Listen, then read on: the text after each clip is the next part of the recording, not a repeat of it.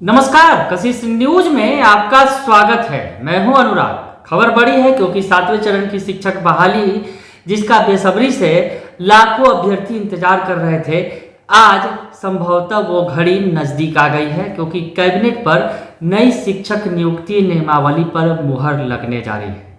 हालांकि ये जो नई नियुक्ति नियमावली के बाद 7वें चरण की बहाली की प्रक्रिया शुरू हो सकेगी, विज्ञापन जारी किया जाएगा। लेकिन नई नियुक्ति नियमावली आखिर क्या कुछ है नई नियुक्ति नियमावली में, ये हम आपको बताने की कोशिश कर रहे हैं। क्योंकि अभी हालांकि आज माना जा रहा है और लगभग माना जा रहा है कि आज की कैबिनेट में जो बैठक होगी थोड़ी ही देर बाद, उसमें इस पर मुहर लगा दी जाएगी जो शिक्षक बहाली की नई नियुक्ति नियमावली है। लेकिन आखिर इस नियमावली में क्या कुछ होगा, इसके बारे में हम यहाँ बात कर रहे हैं। हालांकि इस पर कोई पुष्ट अभी फिलहाल जानकारी नहीं मिली है, लेकिन जैसी जो जानकारी हमारे पास है उस आधार पर हम आपको बताने की कोशिश कर रहे हैं कि जो नई नियुक्ति नियमावली है उसमें क्या कुछ होने जा रहा है। तो दरअसल हम आपको बताएं कि जो नई नियुक्ति नियमावली के लिए जो कैबिनेट नोट तैयार किया गया है और उसके आधार पर जो जानकारी मिल रही है कि शिक्षक पात्रता परीक्षा और अकादमिक अंकों के हिसाब से मेरिट का निर्माण किया जाएगा। और ये महत्वपूर्ण बात जो है सामने आ रही है।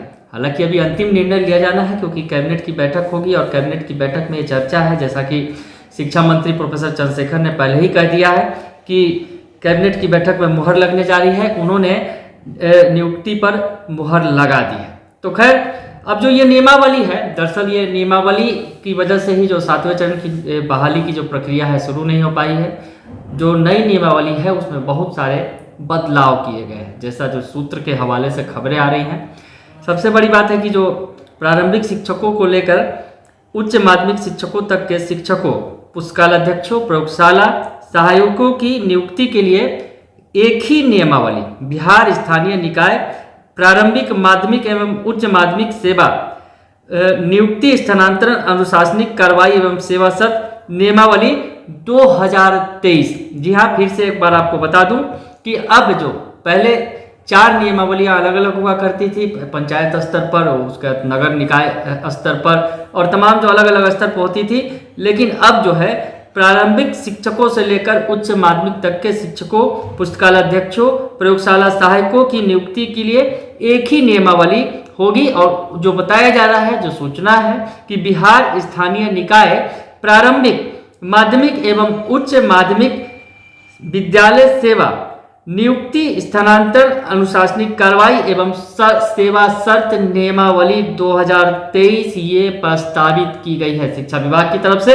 अब इसमें क्या कुछ होगा, किस तरह से नियुक्ति के लिए जो नियमावली है उसमें बदलाव किए गए हैं, उस बारे में जो हमारे पास सूचनाएं हैं वो हम आपसे साझा कर रहे हैं। मैं एक जो सबसे बड़ी बात आ रही है जिसकी चर्चा हम पहले बार बार करते रहे हैं कि अब नियुक्ति प्रक्रिया से पंचायती राज संस्था अलग हो जाएंगे। जैसा कि हम आपको बार बार बताते रहे हैं कि अब जो मुखिया जी और सरपंच या फिर मेयर, इन लोगों के हाथ से जो नियुक्ति की जो प्रक्रियाएं इनके जरिए होती थी, अब वो नहीं होगी, ये एकीकृत होगी, सेंट्रलाइज होगी। ये बात हम आपको बार बार बताते रहे हैं। ये इस नियमावली में शामिल किया गया है। जिला स्तर पर विषयवार अलग अलग संवर्ग बनाए जाएंगे। हम आपको नियुक्ति नियमावली की वो खास बातें बताने की कोशिश कर रहे हैं। नियुक्ति के चयन की अनुशंसा के लिए प्राधिकृत आयोग बनेगा। ये भी सबसे बड़ी बात जो सामने आ रही है, जो इसकी भी चर्चा पहले होती रही है कि एक आयोग का गठन किया जाएगा। जिस तरह से बीपीएससी, बीएसएससी तमाम तरह के आयोग हैं, उसी तरह शिक्षकों की नियुक्ति के लिए भी एक आयोग गठित किया जाएगा और ये आयोग ही अब शिक्षकों की नियुक्ति करेगा। नियमावली में छुट्टी का भी प्रावधान, यानी जो छुट्टियां होती हैं, अवकाश होता है, उसका भी प्रावधान किया गया है। और प्रस्तावित नियमावली में जैसा कि हम बता रहे हैं कि तमाम जो इकाइयां हैं खत्म हो जाएंगी पंचायत स्तर पर और जिला स्तरीय संवर्ग ही होगा। मतलब हर जिले का एक संवर्ग होगा और एक जिला स्तरीय संवर्ग होगा, जिसमें केवल 38 नियोजन इकाइयां होंगी। यानी 38 जो जिले हैं और 38 नियोजन इकाइयां हर एक जिलों में अलग अलग काम करेंगी।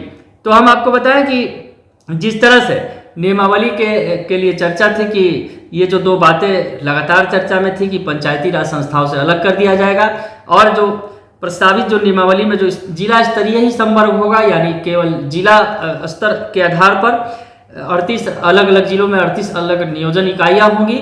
और सबसे बड़ी बात कि नियुक्ति के लिए एक अनुशंसा के लिए एक प्राधिकृत आयोग बनेगा। बीपीएससी और बीएसएससी की तरह शिक्षक नियुक्ति आयोग का गठन किया जाएगा और उसी आधार पर ये नियुक्तियां की जाएंगी। आगे और भी बहुत सारी बातें हमारे पास है जो हम आपको बताने के लिए बैठे हैं।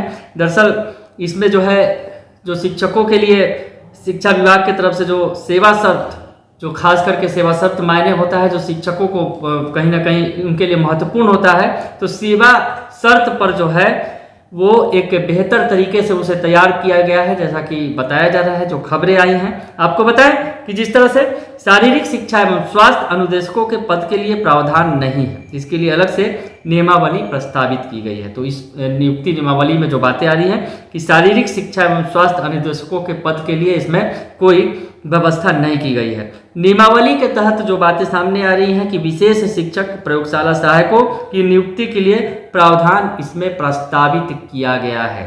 तो ये बड़ी बात आपको बता रहे हैं। और सबसे बड़ी बात जो बीच में एक बार खबर आई थी कि प्रधानाध्यापक के पदोन्नति से भरे जाने का प्रावधान किया जाएगा। इसमें जो नई नियुक्ति नियमावली है, लेकिन जो नई नियुक्ति नियमावली के बारे में जानकारी मिल रही है कि प्रधानाध्यापक के पद जो यानी हेडमास्टर के पद हैं या फिर प्रिंसिपल के जो पद हैं स्कूलों में भरे जाने थे, उसमें प्रोन्नति की बात की जा रही थी प्रमोशन के आधार पर, लेकिन ये प्रावधान नहीं किया गया है। आपको बड़ी बात बता रहे हैं। जो तमाम ये नियमावली के तहत जो बातें निकल कर सामने आई हैं, शिक्षक, पुस्तकालय अध्यक्ष, प्रयोगशाला सहायक, अनुदेशक की नियुक्ति को गृह पंचायत को छोड़कर की जाएगी।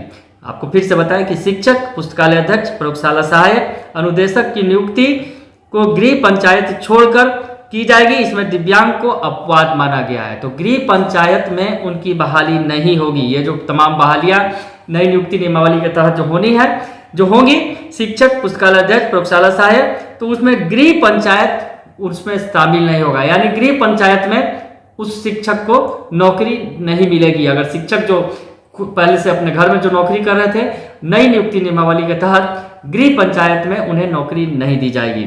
आपको बताएं कि जो नई नियमावली के तहत जिला स्तर पर एक ही स्थानीय निकाय, नियुक्ति प्राधिकार एवं अनुशासनिक प्राधिकार का गठन, जिला परिषद के मुख्य कार्यपालक पदाधिकारी को नियोजन समिति का अध्यक्ष बनाया गया है। तो हम आपको बता रहे हैं फिर से, नई शिक्षक नियमावली के तहत जिला स्तर पर एक ही स्थानीय निकाय, नियुक्ति प्राधिकार एवं अनुशासनिक प्राधिकार का गठन किया गया, जिला परिषद के मुख्य कार्यपालक पदाधिकारी को नियोजन समिति का अध्यक्ष बनाया गया है। तो ये बड़ी जो बातें हैं शिक्षक नियुक्ति नियमावली में, हालांकि अब से थोड़ी ही देर बाद जैसा कि उम्मीद की जा रही है कि जो कैबिनेट की बैठक होने वाली है उसमें इस पर मुहर लगा दी जाएगी। कल शिक्षा मंत्री प्रोफेसर चंद्रशेखर ने खुद ट्वीट करके जानकारी दी थी कि नई शिक्षा नियुक्ति नियमावली पर मुहर लगा दी गई है, अब कैबिनेट की मुहर बाकी है। तो आज कैबिनेट की मुहर लग जाएगी, उसके बाद नियुक्ति नियमावली में और भी क्या कुछ है ये बातें साफ होंगी, तो वो भी हम आपको जरूर बताएंगे। फिलहाल के लिए बने रहिए कशिश न्यूज के साथ। धन्यवाद।